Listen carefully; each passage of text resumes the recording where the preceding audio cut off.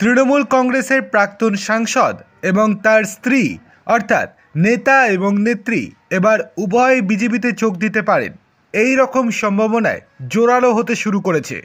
তৃণমূল কংগ্রেসের অন্দরে এক নতুন রাজনৈতিক বিতর্ক শুরু হয়েছে।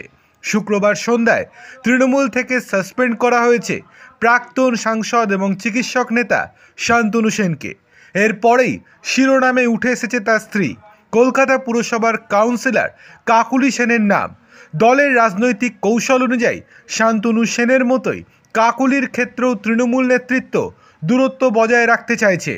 আর এরপরেই নতুন করে সম্ভাবনা তৈরি হয়েছে যে তিনি বিজেপিতে যোগদান করতে পারেন। কেবলমাত্র তিনি নন, তিনি এবং তার স্ত্রী উভয় বিজেপিতে যোগদান করতে পারেন। এমনকি কৌস্তব বাগচি শান্তনু সেনকে গতকাল ফোনও করেছিলেন। সেই ফোনের পরিপ্রেক্ষিতে এবার তিনি কি পদক্ষেপ নেন বা তার স্ত্রী কি পদক্ষেপ নেন, সেই দিকেই নজর গোটা রাজনৈতিক মহলের। এই ইস্যুটা শুরু হয়েছে যখন থেকে আরজিকর কাণ্ড ঘটেছিল।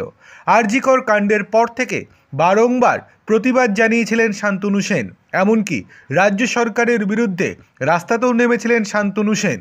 তারপর থেকেই চক্ষুশূল হয়েছিল রাজ্য সরকারের। এরপরেই আস্তে আস্তে বিভিন্ন দায়িত্ব থেকে সরিয়ে দেওয়া হয় শান্তনু সেনকে। অবশেষে পরশুদিন সন্ধ্যাবেলাতেই তাকে সাসপেন্ড করে তৃণমূল কংগ্রেস।